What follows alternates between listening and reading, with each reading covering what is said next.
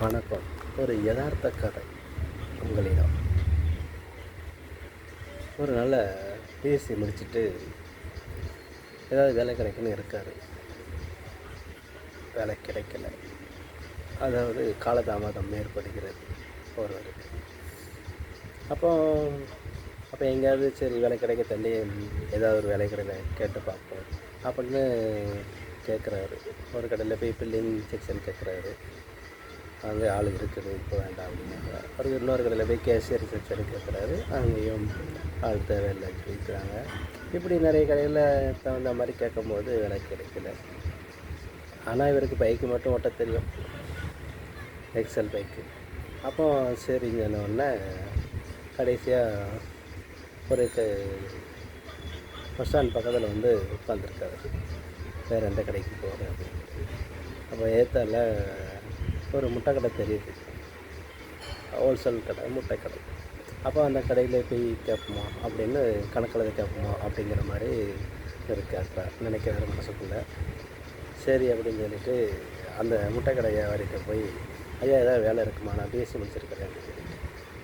தம்பி, இங்கே வந்து பிஎஸ்சி முடிச்சிருந்தாலும் இங்கே உள்ள வேலை வந்து கணக்கில் வைக்க நாங்களே பார்த்து கூட வச்சுக்கிடுவோம். மற்றபடி கணக்கில் வைக்கன்னு சொல்லி ஆள் போட முடியாது. வேணா வேலை இருக்குது, பைக்கில் கொண்டு போய் எல்லா கடையோட அட்ரஸு, ஃபோன் நம்பர் தரோம். லைனாக காலையில் வண்டி 9 மணிக்கு எடுத்திங்கன்னா மேக்ஸிமம் 2 திருப்பு நீங்கள் லோடு அடிக்க வேண்டி இருக்கும். ஆமாம், அப்படி ஒரு தட்டுக்கு 30 மூட்டை இருக்கும். ஒரு 50 தட்டு நீங்கள் கொண்டு போயிட்டு மறுபடியும் ஒரு 50 தட்டு கொண்டு போய் இடையில யாரும் கேட்டாலும் கொண்டு போய் கொடுக்குற மாதிரி இருக்கும். வேணா கொண்டு போவேன், அப்படி வேணால் வேலை இருக்குது. வண்டி ஓட்ட தெரியுமான்னு கேட்டாங்க. வண்டி ஓட்ட தெரியும். அப்போ எக்ஸல் பைக்காக வரைய வச்சுருக்காரு. உடனே சரிங்க ஒன்று. அப்போ சரி அப்படின்னு சொல்லி இவரும் சமாளிச்சிட்டார். மறுநாள்லேருந்து வேலைக்கு வர சொல்லியாச்சு. அப்போ இவனும் வேலைக்கு போயிருந்தாப்புல. வேலைக்கு போன உடனே முட்டை லோடு எல்லாம் கட்டியாச்சு. லோடு கட்டி அட்ரஸ் எல்லாம் கொடுத்தாச்சு. அப்போ வண்டி போய்கிட்டு இருக்கும்போது ஒரு 5-10 நிமிஷம் இருக்கும் வண்டி போய்கிட்டு இருக்குது. 10 நிமிஷம் கழித்து ஒரு கடையில் இறக்கி வச்சாச்சு முட்டை, பைசா வாங்கியாச்சு. இன்னொரு கடைக்கு போகணும். அப்போ போயிட்டுருக்கும்போது நல்ல ஒரு ஏத்தம். அப்போ அந்த ஏத்தத்தில் போயிட்டு லெஃப்ட்டு திரும்பணும்.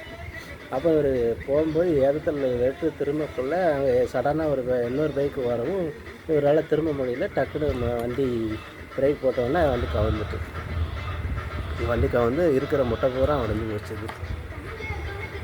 அப்போ அதில் முட்டை 50 முட்டையும் 47 முட்டை ஏற்கனவே 2 கடைக்கு 3 கடைக்கு கொடுத்தாச்சு. பாக்கி 47 முட்டை இருந்தது வந்து உடஞ்சிருது. உடஞ்ச உடனே எனக்கு ஐயா என்ன செய்ய, இப்போ தானே வேலைக்கே சேர்ந்துருக்கோம், இப்படி முட்டை உடஞ்சி வச்சேன் அப்படின்ட்டு தலையில் அடிச்சுட்டே நிற்கிறான். என்னடா செய்ய அப்படின்ட்டு. உடனே ஒரு விபத்து நடந்தாலே போதுமே, நம்மளே மாதிரி ஒரு ஆள் அங்கே வந்து என்ன செய்தாங்க அப்படின்னா, உடனே ஆண்ட்ராய்ட் செல்லை எடுத்துகிட்டு முட்டை உடைந்து விட்டது, முட்டையை வீட்டில் ஆம்லேட்டு போடுறதுக்கு பதிலாக ரோட்டில் ஆம்லேட் போட்டு இருக்கிறார், ஆப்பாயிலும் போட்டு இருக்கிறாருன்னு சொல்லி ஃபோட்டோ எடுத்து அதில் ஃபேஸ்புக்கில் இன்ஸ்டாகிராமில் போட்டு விட்டாச்சு. இதை ஒரு கூட்டத்தில் செய்கிறான். இது போக மற்றவங்க பூராமே வேடிக்கை பார்த்துட்டு இருக்காங்க.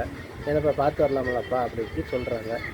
வேறு யாருமே வேறு எந்த தகவலும் சொல்லலை. இவனும் சங்கடப்பட்டு நிற்கிறான். உடனே அந்த வழியாக வந்த ஒரு பெரியவர் பைக்கில் வராரு. என்னாச்சுப்பா, முட்டை உடஞ்சிட்டோ? சரி அப்படின்னு சொல்லிட்டு கையில் இருந்த 100 ரூபாயை இந்த வச்சுக்கப்பா அப்படின்னு சொல்லிட்டு போயிட்டே இருந்தார். அவர் அந்த 100 ரூபா கொடுத்தோடனே இவனு வாங்கிக்கிட்டான். வாங்கினோடனே எல்லாருமே ரூபா கொடுக்க ஆரம்பிச்சிட்டாங்க. ஒரு ஆள் 50, ஒரு ஆள் 10, ஒரு ஆள் 20, ஒரு ஆள் 100, அதே மாதிரி 100, இப்படி அந்த சுற்றி இருந்தவங்க பூராமே கொடுக்க ஆரம்பிச்சிட்டாங்க.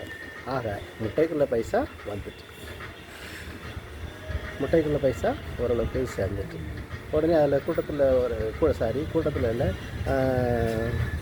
இதை கவனிச்சுக்கிட்டு இருந்த இன்னொரு பெரியவர், ஒரு செருப்பு தைக்கிற தொழிலாளி வந்து சொல்கிறாரு, உனக்கு வந்து நல்ல யோகம் இருக்குப்பா, ஆனால் அந்த முதல்ல வந்து ஒரு பெரியவர் வந்து பைக்கில் வந்து உனக்கு 100 ரூபா கொடுத்தா இருப்பார், நீ அவரை தான் பார்த்து நன்றி சொல்லிட்டு வா, எங்கே பார்த்தா நன்றி சொல்ல அவர் கொடுக்க போய் தான் அவங்க எல்லாருமே கொடுத்தாங்க அப்படின்னு சொன்னார்.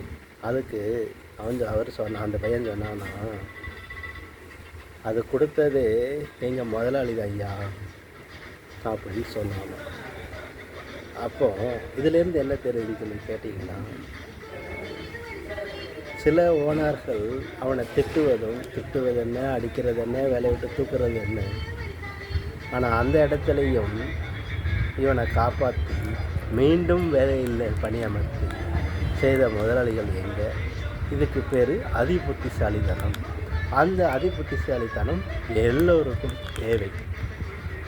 அது இருந்தால் தான் நம்ம நாட்டில் உழைக்க முடியுங்கிறத சொல்லிக்கொண்டு விழிப்புணர்வாக இந்த கதையை வைக்கிறேன். நன்றி.